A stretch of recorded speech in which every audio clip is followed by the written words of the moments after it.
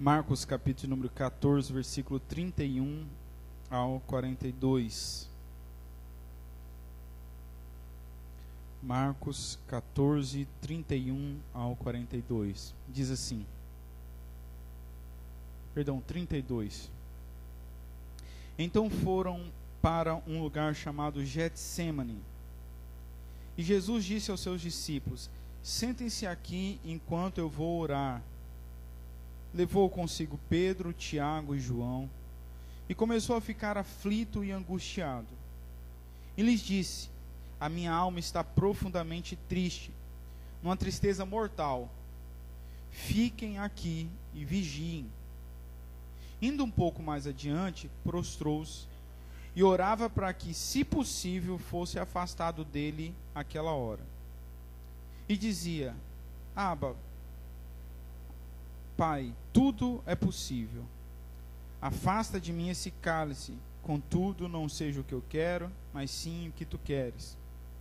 Então voltou aos seus discípulos e os encontrou dormindo. Simão, disse ele a Pedro: você está dormindo? Não pode vigiar nem por uma hora?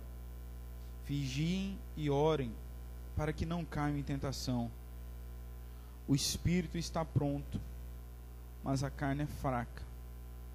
Mais uma vez ele se afastou e orou, repetindo as mesmas palavras. Quando voltou, de novo os encontrou dormindo, porque os seus olhos estavam pesados. Eles não sabiam o que lhe dizer. Voltando pela terceira vez, ele lhes disse: vocês ainda dormem e descansam? Basta, chegou a hora. Eis que o Filho do Homem está sendo entregue nas mãos dos pecadores. Levantem-se e vamos. Aí vem aquele que me trai. Por misericórdia, Senhor, nós te pedimos que o Senhor abra o nosso entendimento para compreendermos o teu evangelho, aquilo que o Senhor quer nos ensinar nessa noite. Me usa, Senhor, como teu instrumento, com responsabilidade, temor e tremor, ó Deus, para que eu não venha falhar, Senhor, nessa função. Assim, tenha misericórdia de nós, tenha misericórdia de mim, em nome de Jesus, amém. Hoje, irmãos, eu quero meditar com os irmãos no seguinte título: Jesus, o Deus que se angustiou.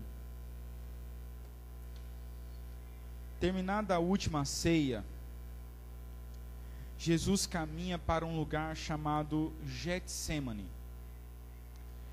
Exatamente onde ficava esse lugar nós não sabemos. O que se sabe é que estava localizado entre o vale de Cedron, João capítulo 18, versículo 1, e o Monte das Oliveiras, Lucas 22, 39. Mas onde exatamente era e que distância estava de Jerusalém, nós não sabemos. Juntando o relato dos evangelistas, podemos perceber que Jesus vai com os 12, exceto Judas. Judas havia saído no meio da Santa Ceia para entregar a Jesus. Aquele lugar era de conhecimento de todos os discípulos, segundo o relato de João no capítulo 18, versículo 2. Ao chegar ao jardim, ele pede que 8 dos seus discípulos fiquem em um lugar mais afastado. Ele chama apenas Pedro, Tiago e João para adentrarem mais profundamente no jardim. Esses 3 discípulos faziam parte de um círculo mais íntimo de Jesus. E a esses 3 foi dada a oportunidade de participar de momentos exclusivos com o Mestre. Esses 3 tinham testemunhado o poder de Jesus sobre a morte. Eles tinham também tido uma visão prévia da glória de Jesus. Agora eles veem Jesus muito diferente de todas as experiências anteriores. Como Marcos descreve, Jesus começa a se sentir tomado de pavor e de angústia. O próprio Jesus confessa essa luta da sua alma. Ele diz: a minha alma está profundamente triste até a morte. A humanidade de Jesus é muito evidente. E à medida que ele conta para os discípulos sobre a sua aflição, sobre a sua angústia, ele mais se mostra humano. Alguns declaram que Jesus no Getsêmani tem sintomas de depressão profunda. Como declara John MacArthur, nunca saiu tanta tristeza da alma de uma só pessoa. Nós nunca poderemos compreender a profundidade da agonia de Cristo, porque francamente, nós não podemos perceber a pecaminosidade do pecado como ele pode. Nem podemos apreciar os terrores de ira divina do modo que ele fez. MacArthur diz: a tristeza que ele expressa na oração no Getsêmani está bem além da nossa compreensão. Nós não conseguimos compreender o tamanho da dor que Cristo está sentindo. Ao chegar ao lugar desejado, Jesus pede que eles orem e vigiem. E se afasta também para orar. Com toda certeza, não foram registradas todas as palavras que Jesus pronunciou naquela oração. Mas o ponto central de sua oração pode ser resumido da seguinte maneira: meu Pai, se for possível, afasta de mim esse cálice. Contudo, não seja como eu quero, mas sim como tu queres. Lucas descreve que a tensão desse momento era tão grande que Jesus chegou a suar gotas de sangue. Isso descreve uma situação muito rara, porém que já foi documentada por médicos. Vasos capilares subcutâneos estouram sob pressão e o sangue se mistura com a transpiração saindo pelas glândulas de suor. É por isso que o evangelista tem a impressão que Jesus suou sangue. Os evangelhos relatam 3 paradas de Jesus durante o seu período de oração. E nas 3, ele encontra os discípulos dormindo. Diz um escritor que o sono em demasia é um grande problema para a vida espiritual. Na primeira vez que Jesus encontra os seus discípulos dormindo, ele repreende os seus discípulos e os aconselha. Vocês não podem vigiar nenhuma hora, disse Jesus. Vigiem e orem, para que não caiam em tentação. O espírito está pronto, mas a carne é fraca. Na segunda vez, quando Jesus volta a encontrar os discípulos, ele não fala absolutamente nada. Mas eu posso imaginar o olhar de repreensão de Jesus. Sabe aquele olhar que muitas vezes nós recebemos de uma pessoa muito próxima de nós, que nos repreende sem nenhuma palavra? Sabe aquele balançar de cabeça que nós muitas vezes recebemos de alguém que está muito próximo de nós, nos repreendendo por uma atitude? Aquele tipo de olhar, aquele tipo de balançar de cabeça, que não é necessário nenhuma palavra para nos humilhar, para nos constranger pelo nosso erro. Creio eu que foi esse tipo de olhar que Jesus fez para os seus discípulos. Marcos diz que eles não sabiam o que lhe dizer. Eles não tinham argumentos para Jesus. Na terceira e última vez que Jesus os encontra, ele declara: basta, chegou a hora. Eis que o Filho do Homem está sendo entregue nas mãos dos pecadores.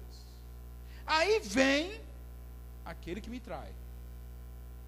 Desse relato tão profundo, tão intenso, nós podemos aprender tantas lições, que nós poderíamos ficar meses analisando tal relato.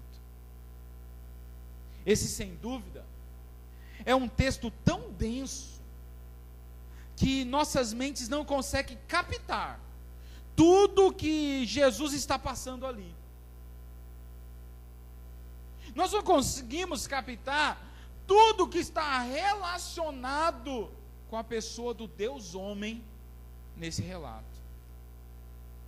É interessante que nem mesmo os comentários dos mais profundos teólogos, reunidos em um só compêndio, poderiam descrever esse momento tão sublime.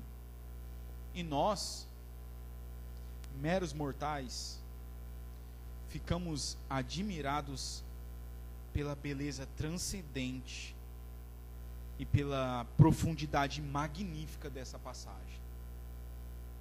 Nessa minha insignificância intelectual, espiritual e teológica, eu observei alguns aspectos que quero apresentar para os irmãos nessa noite em relação a esse texto. E o primeiro aspecto é o seguinte: as angústias da vida também estão no controle de Deus. Versículo 32 diz: então foram para um lugar chamado Getsêmani, e Jesus disse aos seus discípulos: sentem-se aqui enquanto vou orar. Jesus Cristo, irmãos, não estava apenas fingindo que ele era um ser humano. Ele de fato era plenamente ser humano, com exceção da natureza pecaminosa. Não há diferença no corpo que Cristo tinha do corpo que nós temos.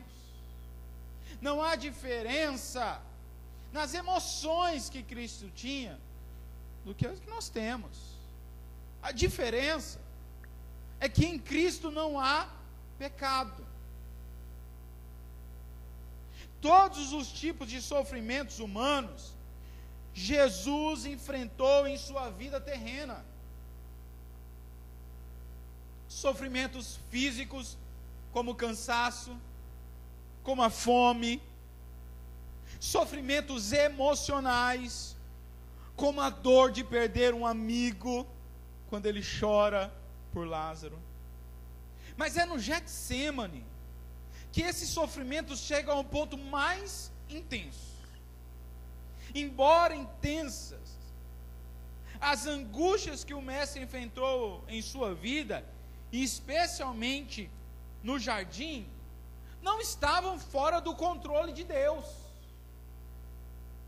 Os sofrimentos que Jesus passou não foram obras do acaso. Não pegaram Jesus nem o Pai de surpresa. Os sofrimentos estavam no controle da mão soberana de Deus. E existem alguns motivos para nós crermos dessa maneira. O primeiro motivo é que na eternidade, antes de tudo ser criado, Jesus se ofereceu para passar por todas as angústias humanas, especialmente a angústia que o afligiria no jardim naquele momento. Foi Jesus que decidiu, foi Jesus que se ofereceu para passar as angústias que viriam logo após o Getsêmani. Na eternidade, segundo as Escrituras, Jesus pactuou com Deus que iria morrer como um sacrifício reconciliador pelo pecado. Desde a eternidade, Cristo sabia qual era o cálice que ele teria que beber. Jesus sabia que o cálice da ira era um aspecto inevitável da sua obra expiatória. Não há nenhuma coerção de Jesus para enfrentar essas coisas. O Pai não obrigou, os homens não obrigaram a Jesus a fazer isso. Ele se ofereceu para essas coisas. E o próprio Jesus afirmou sobre o seu sacrifício: ninguém atira de mim, ele tratando de sua própria vida, mas eu dou a minha vida espontaneamente, eu dou a minha vida por minha vontade. Não são os romanos que estão me matando, nem os judeus que estão me matando, eu estou entregando a minha vida. O próprio Jesus diz: sou eu que tenho autoridade sobre a minha vida, sou eu que tenho autoridade para dá-la e para retomá-la novamente. Essa ordem de dar e receber eu recebi do meu Pai. Esse talvez, irmão, seja o fator que faz o sacrifício de Cristo ser revestido de tanta beleza. A espontaneidade do sacrifício de Jesus faz o sacrifício ficar ainda mais belo. Porque eu e você fazemos sacrifícios, mas nós fazemos sacrifícios pois nós somos de alguma forma obrigados a fazer. Eu não estou falando de ter que comer um bolo de chocolate quando nós estamos de dieta. Tem gente que fala: isso é um sacrifício. Eu estou tratando, irmãos, de atitudes que diariamente nós fazemos em prol dos outros, sacrificando muitas vezes a nossa própria vontade. Quantas vezes você que é marido vai e faz alguma coisa para sua esposa, mesmo sem querer? É um sacrifício. Mas você faz isso porque você é marido. Quantas vezes nós temos esse tipo de ação, não porque nós queremos, mas porque algo nos constrange a fazer. É a obrigação de ser pai, é a responsabilidade de ser marido ou esposa, são as pressões sociais. É por isso, irmãos, que esses nossos sacrifícios não são tão belos como imaginamos ser. Eles são impulsionados por sentimentos que às vezes não são corretos como as nossas ações. Muitas vezes as nossas ações são corretas, mas o nosso sentimento, a nossa motivação é incorreta. Jesus, irmãos, não estava preso a nenhum desses fatores externos. Seu sacrifício provém de um coração amoroso, esvaziado de qualquer ganância, de qualquer desejo de autopromoção. Jesus não enfrentou, irmãos, as angústias para ser aceito, ou para obter lucro, ou para alcançar a glória dos homens. Ele enfrentou as angústias porque ele quis, porque ele desejou, porque ele determinou que seria assim. Mas a pergunta que surge é por que Jesus pede para que o Pai afaste esse cálice, se fosse possível. Se ele decidiu sofrer, porque ele mesmo pede para que o Pai afaste o cálice. A expressão, Pai, passa de mim esse cálice, ou se for possível, passa de mim esse cálice, divide o entendimento dos comentaristas bíblicos. Mas primeiro de tudo, nós precisamos, irmãos, para entendermos esse texto, nós precisamos definir qual é o cálice que Jesus está falando.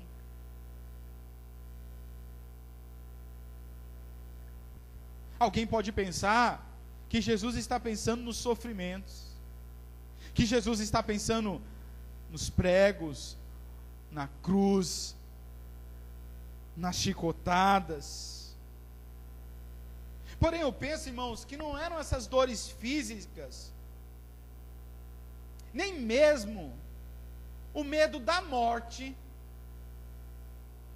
que Jesus estava falando quando ele pede para Deus, se possível, afastar o cálice.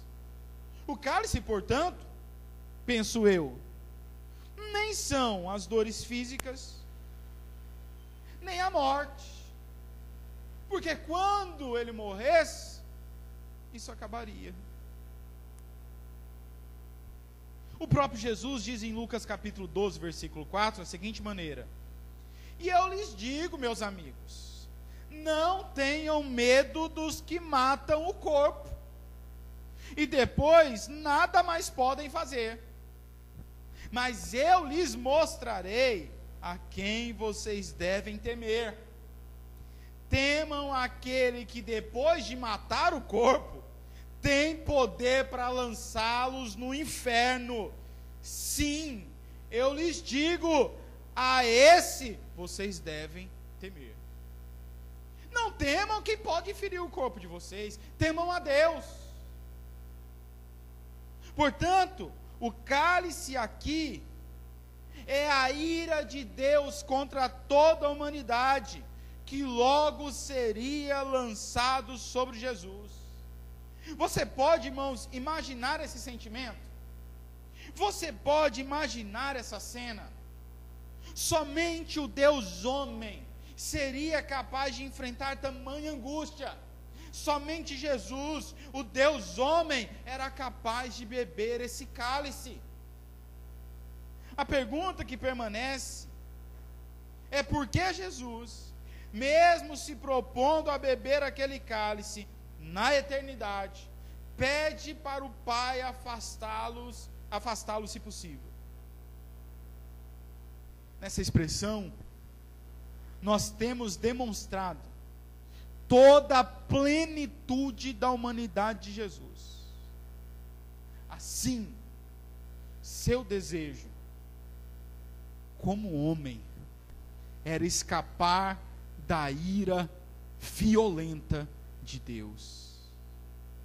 E esse desejo é perfeitamente compreensível. Esse sentimento não é pecaminoso. Pedir as coisas a Deus e ter alguns tipos de sentimentos não é pecaminoso. Pecaminoso é seguir as suas preferências humanas à custa da vontade de Deus. Esse ato de Jesus também não é um ato de covardia, nem de titubeação. Ele é um ato humano.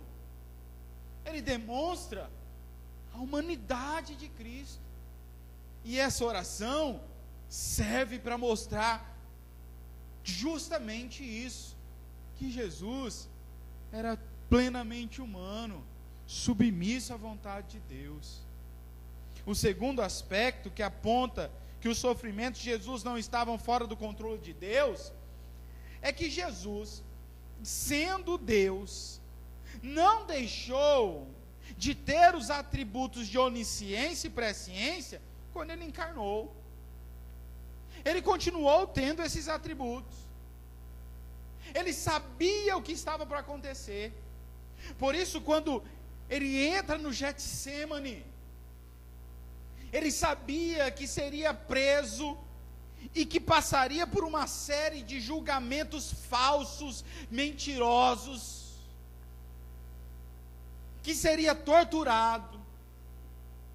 Ele sabia que ao entrar no Getsêmani, daqui umas horas, Judas viria com uma turba de homens para prendê-lo. E ele sabia que passaria por humilhações profundas, que culminariam com sua crucificação. A agonia no Getsêmani demonstra que Jesus sabia com antecedência quanta dor, escárnio e humilhação ele teria que suportar em poucas horas. E esse fato é facilmente percebido no relato em João 18,4, quando ele diz: Jesus, sabendo tudo o que lhe iria acontecer, saiu e perguntou: o que vocês estão procurando? Jesus não é pego de surpresa. No texto que nós lemos, no versículo 42, ele mesmo diz: se levantem, está vindo aí o traidor, se levantem, chegou a minha hora. É interessante que não é apenas João que ressalta a total soberania e presciência de Jesus. Todos os outros evangelistas deixam claro que Jesus sabia as coisas que viriam sobre ele, e que nada nessa noite foi acidental ou uma surpresa. Na verdade, todas as coisas que ocorreram na vida de Jesus já haviam sido determinadas por Deus, tanto que os profetas, muito tempo antes dos fatos, profetizaram o que ocorreria com o Mestre. A angústia de Jesus, registrada nos evangelhos, é verdadeira, intensa, e aponta para uma verdade sobre as nossas próprias angústias. E essa verdade é que Deus controlou as angústias sobre a vida de Jesus, mas que Deus também controla as nossas próprias angústias. Deus soberanamente controla as nossas aflições.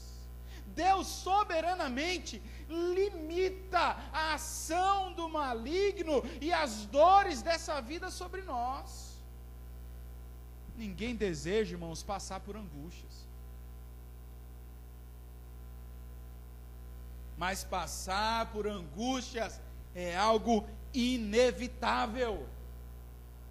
As dores desse mundo são evitadas a qualquer preço, mas as dores desse mundo são inevitáveis.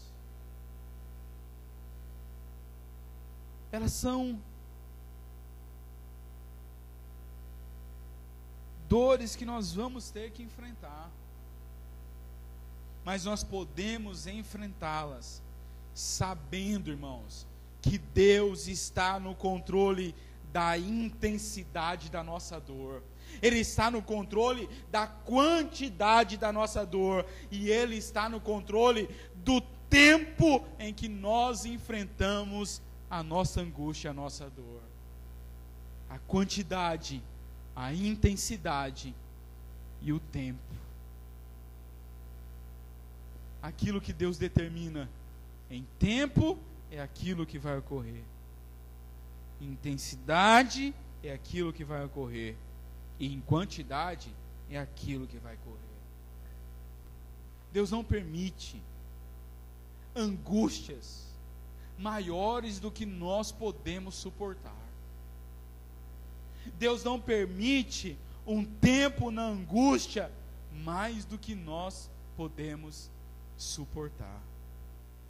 No final das contas, todas as nossas angústias, irmãos, têm dia determinado para acabarem. De uma certa forma, irmãos, todas as nossas dores têm um dia determinado para chegar ao fim. Seja por meio do nosso encontro com Cristo, ocasionado pela morte do nosso corpo, seja pela volta gloriosa de nosso Senhor, as nossas angústias estão no controle de Deus, como as angústias de Cristo estavam, e isso, irmãos, deve ser suficiente para que nós possamos continuar a nos sujeitar, crendo que Deus está fazendo o melhor sobre nós, crendo que a vontade de Deus é a melhor para as nossas vidas. As nossas angústias têm um tempo determinado. Mas existe um segundo aspecto para nós aprendermos nessa noite. Orar sempre será a melhor atitude para os momentos de angústia. Orar sempre será a melhor atitude para os momentos de angústia. Versículo 36 diz assim: Abba, Pai, tudo é possível.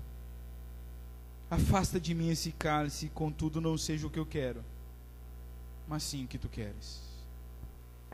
No Getsemane, Jesus sabe que as suas horas finais estavam chegando. Seriam momentos de dor, sofrimento e abandono. Jesus sentiria o fardo da ira de Deus sobre si. E Isaías 53 seria cumprido. Portanto, é natural que ele sinta angústia profunda. Sua atitude é de se retirar. Ele quer os discípulos mais íntimos ao seu redor. Essa atitude também é extremamente normal, pois na hora da dor extrema, as pessoas sempre se recolhem da vida pública e do vai e vem de pessoas. Quando nós estamos angustiados, nós também queremos o fundo da nossa rede, o escuro do nosso quarto e o silêncio da nossa casa. Essa atitude também é extremamente didática, pois ao se recolher, Jesus não está com nenhum sentimento de vitimismo. Ele não está se fazendo de vítima. Ele não está de mimimi. Ele também não está fugindo. Na verdade, eu penso que, ao se recolher a esse momento, Jesus quer proteger seus discípulos. Ele só chama 3. A dor é muito intensa. Algumas pessoas, irmãos, não são capazes de ver pessoas em dor extrema. Você já viu que tem pessoas que quando encontram uma pessoa angustiada, elas ficam angustiadas por causa da pessoa? Elas adoecem por causa da pessoa? Parece que Jesus quer proteger os demais discípulos. Talvez ele sabe que a estrutura deles não aguentaria ver tamanho sofrimento. Mas há uma lição, ainda há uma lição na atitude de Jesus. Ele ensina a Pedro e os outros apóstolos a orar.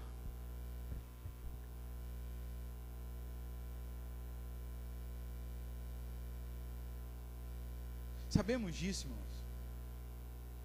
Pois sendo Jesus onisciente, ele sabia que não haveria outra maneira de os homens serem absolvidos de sua culpa, a não ser por meio daquele sacrifício. Jesus sabia que ele tinha que beber o cálice da ira de Deus. Mesmo sabendo disso, ele ora. Frequentemente, Jesus orava em voz alta. Não porque Deus não podia ouvi-lo, mas a sua oração em voz alta servia como modelo de ensino para aqueles que o cercavam. Nós podemos conjecturar que Jesus, no Getsêmani, também ora em voz alta.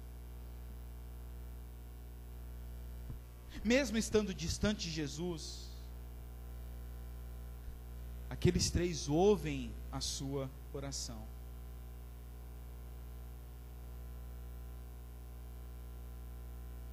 Jesus quer ensinar aqueles homens.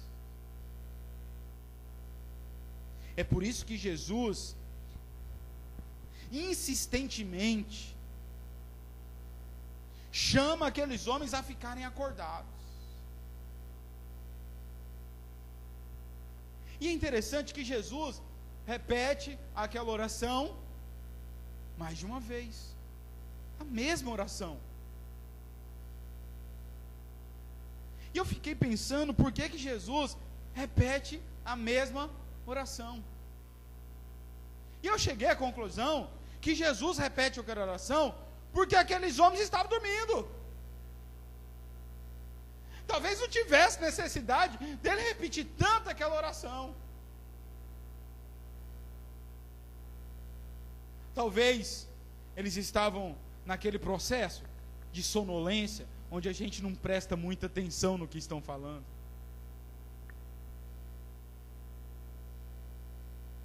Jesus queria ensinar a eles orarem. Mas o que Jesus queria ensinar com esse período de oração? Primeiro de tudo, Jesus queria ensinar que orar sempre é o melhor remédio. Se os cristãos, irmãos, aprendessem essa lição, então nós deixaríamos alguns psicólogos e psiquiatras mais pobres, porque orar é de graça, mas psicólogo e psiquiatra nenhum é de graça. E com frequência, irmãos, nós esquecemos disso. Na hora da angústia, era o que deveríamos fazer, nós deveríamos orar, mas sempre nós caminhamos no caminho inverso a isso. No momento em que sentimos a dor do sofrimento, a compressão da dor e o sufocamento das lutas, nós devemos nos lembrar, irmãos, da lição de Jesus, de se retirar e no secreto orarmos a Deus.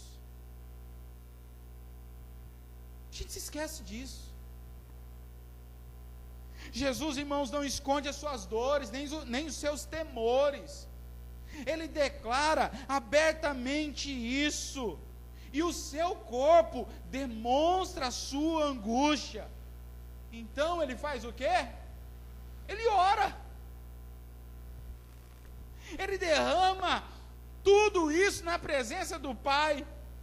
Então ele levanta daquela oração fortalecido e triunfante. E quando seus algozes chegam, ele se apresenta: eu sou Jesus, sem medo e confiante, sabendo que a vontade de Deus iria ser feita, e que aquilo que havia sido determinado antes da fundação do mundo se realizaria. Ele sabe que o sofrimento, a zombaria, a cruz e a morte o aguardavam, mas ele sabe também que depois de 3 dias, ele não estaria mais ali, voltaria para casa, e sentado em seu trono, teria os seus inimigos colocados como estrado dos seus pés.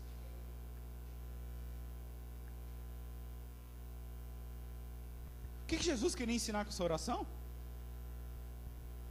Que momentos de angústia não bloqueiam a intimidade que podemos ter com Deus nosso Pai. Jesus declara Abba Pai. É uma expressão de intimidade. Você já percebeu que na hora da bonança, na hora que a gente está bem financeiramente, na hora que a gente tem dinheiro para pagar açaí, não nos faltam amigos?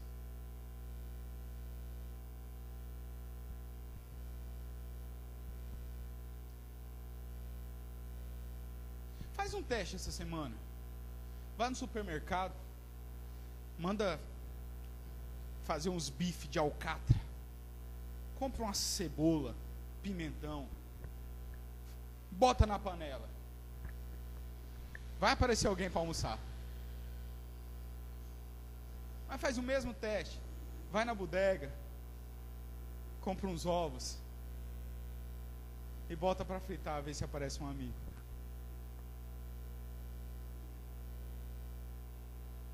No momento que nos falta a bênção, os amigos se escondem e somem como fumaça.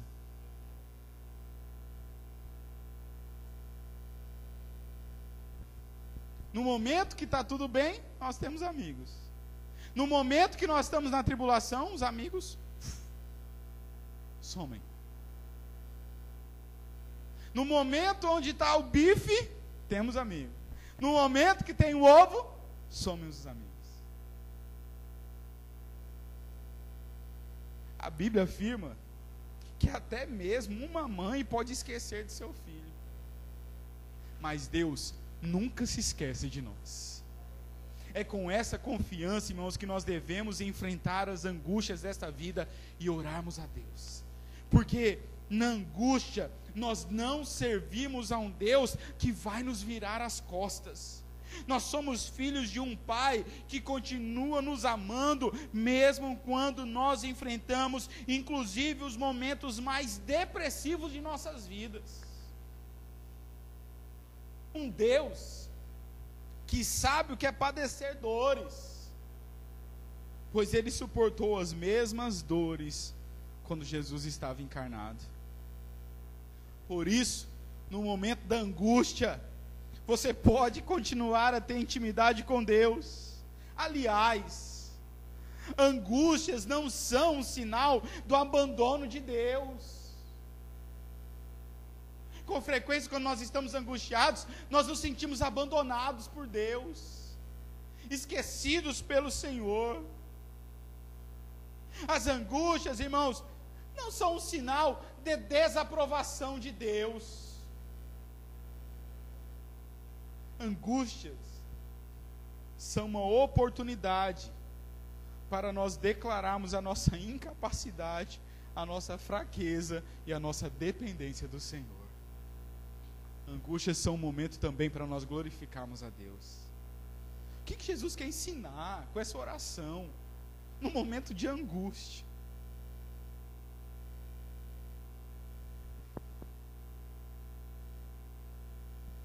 Ele quer nos ensinar que a nossa oração, mesmo no momento da angústia, deve continuar focada na vontade de Deus. Ele diz que seja feita a tua vontade. A vontade de Deus, irmãos, pode até parecer cruel, insensata.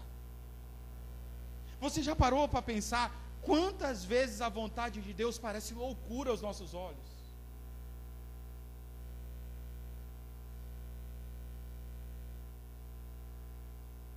Mas a vontade de Deus, mesmo parecendo cruel ou insensata, ela sempre termina favorecendo a nossa vida espiritual. Ele sempre nos conduz a um bem maior que a salvação da nossa alma e a glória dele mesmo. Mas há uma terceira e última lição que eu quero aprender com vocês nessa noite. A vigilância é sinônimo de aprovação durante os momentos de angústia. O versículo de número 38 diz: vigiem e orem, para que não caia em tentação. O espírito está pronto, mas a carne é fraca. A vigilância é sinônimo de aprovação durante os momentos de angústia. A fadiga e a tristeza haviam tomado conta dos discípulos. As horas já estavam avançadas. Alguns chegam a dizer que era por volta de meia-noite. E aquela semana havia sido agitada e o dia muito ocupado. Durante aquele tempo no jardim, Jesus pegou os seus discípulos dormindo 3 vezes. Mesmo depois ele avisar: vigiem, vigiem, estejam atentos.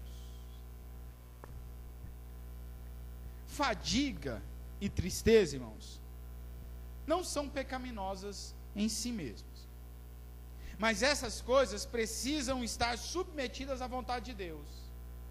Além disso, a fadiga e a tristeza podem nos levar a pecar. Por isso o aviso de Jesus: vigiem, estejam atentos. Não deixe que a sua fadiga te derrube. Não deixe que a sua tristeza comprometa a tua vida espiritual. São 2 pontos, irmãos, que nos atrapalham muito. A fadiga nos tira da presença de Deus, porque nós temos a desculpa do cansaço. Mas essa fadiga que nós afirmamos ter, embora ela não seja pecaminosa, por vezes ela nos faz pecar. Porque nós estamos cansados para vir no culto, mas não estamos cansados para sair de casa e ir para uma pizzaria, ir para o jogo de futebol, ou jogar videogame, ou dormir 1h da manhã assistindo série. Mas nós estamos cansados para vir na igreja. A tristeza também não é pecaminosa em si, mas pode nos fazer pecar. Porque muitas vezes nós estamos tristes e a gente fala: eu não vou na igreja. Mas se alguém falar assim: vem aqui em casa porque eu tenho R$50 para te dar, na hora passa a tristeza, a gente lava a cara, pega os R$50 e volta para casa, mesmo triste, mas com R$50.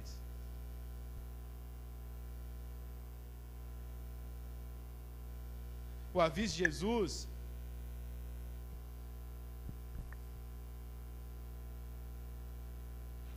é sério. Estava relacionado com aquilo que aconteceria com os discípulos. Se Jesus estava pronto a enfrentar momentos difíceis, imagina os discípulos. O próprio Jesus tinha dito assim: olha, o servo não é maior que seu senhor. Se eles vão me perseguir, vão perseguir vocês também.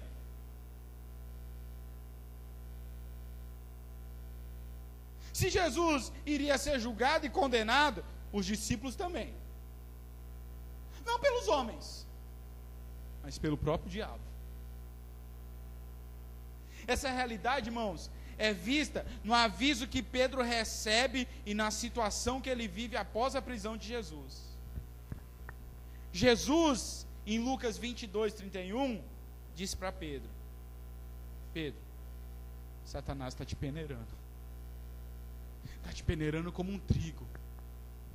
A imagem dessa expressão refere-se ao movimento violento de uma peneira de grãos, que faz com que a palha suba para o ar e seja levada pelo vento, deixando para trás o puro grão. Foi isso que ocorreu com Pedro, horas depois do Getsemane. Horas depois. Quando ele estava no pátio da casa do sumo sacerdote, Pedro é peneirado. E Pedro é reprovado por 3 vezes, negando a Jesus. Deus, com frequência, irmãos, permite que nós sejamos provados por várias tentações. o processo é purificador. E para os crentes verdadeiros, sempre é benéfico.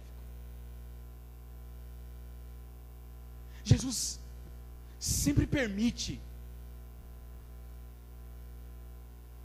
que nós passemos pelo fogo.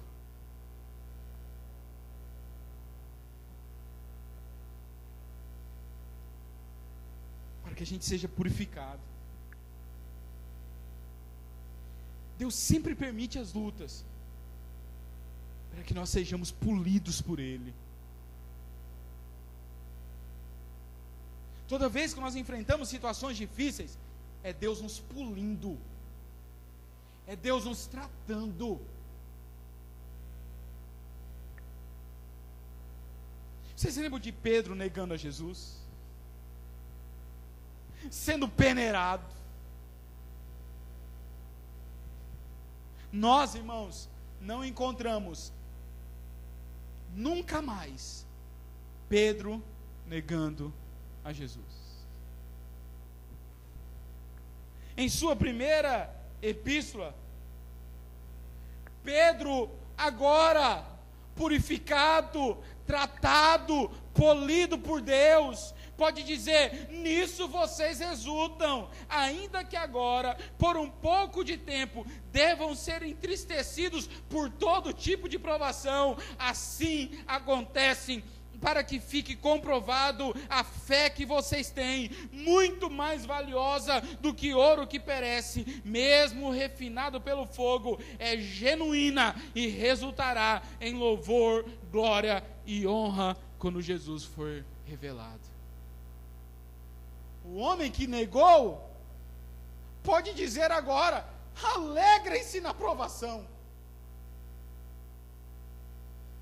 Provações e angústias são inevitáveis. E não adianta, por vezes, pedirmos a Deus para que elas sejam retiradas de nós, pois elas estão dentro da vontade soberana de Deus. Algumas angústias que nós enfrentamos são colocadas em nossa vida pelo próprio Deus, porque no momento que Ele tirar essa angústia de nós, é perigoso nós virarmos a costa para Ele. Está no controle dEle. Ele é soberano, nós somos os servos, Ele decide, nós nos submetemos, e tudo no final glorifica Ele.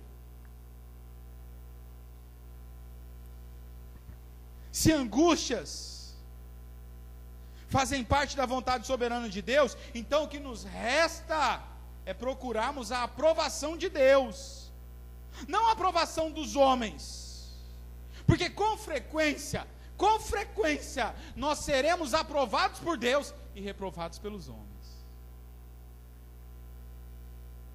Com frequência, Deus se alegrará conosco e os homens ficarão entristecidos.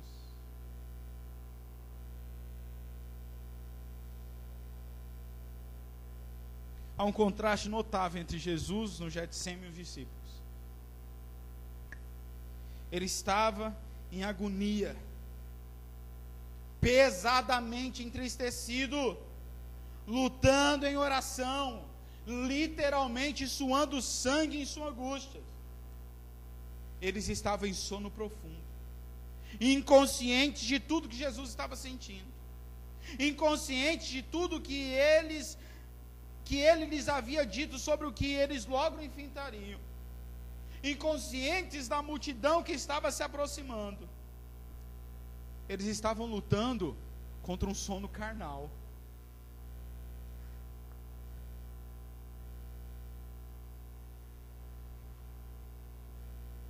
Cristo, por vezes, chegava e falava: acordem, orem, ei, acorda, vigia, ora. Mas o desejo carnal deles pelo sono era tão forte que eles simplesmente não conseguiam vencê-lo.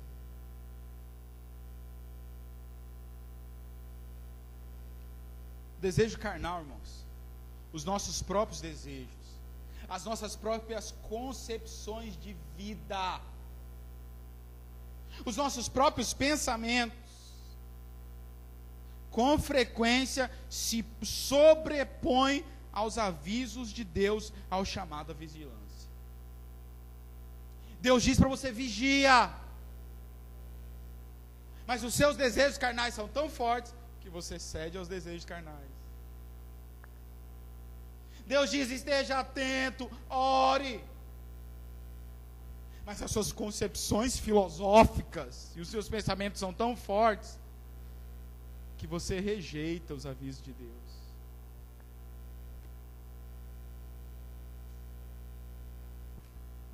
Isso é em todos os momentos.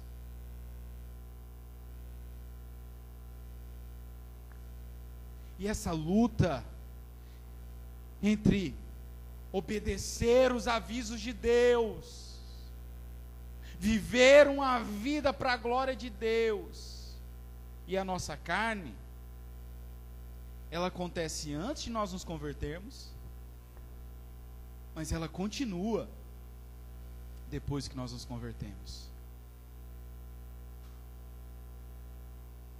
Essa luta, ela acontece em todos os momentos da nossa vida, mas especialmente quando nós estamos angustiados. É nossa tendência a abandonarmos aquilo que é importante para nos submetermos à vontade da nossa própria carne. No momento de angústia, a nossa devoção a Deus é testada e levada ao extremo. E se não vigiarmos em oração, não seremos aprovados como Jesus foi naquele jardim. No Getsêmani, Jesus foi aprovado porque orou e vigiou. E os discípulos foram reprovados porque não tiveram a mesma atitude de Cristo. A reprovação feita por Jesus foi em particular. Vocês não podem orar nem uma hora. Vocês não podem vigiar. Vocês já estão dormindo. Mas o fracasso espiritual daqueles discípulos se tornou público, conhecido por todos. Quando nós não vigiamos e oramos, Deus nos repreende particularmente, mas a vergonha é pública.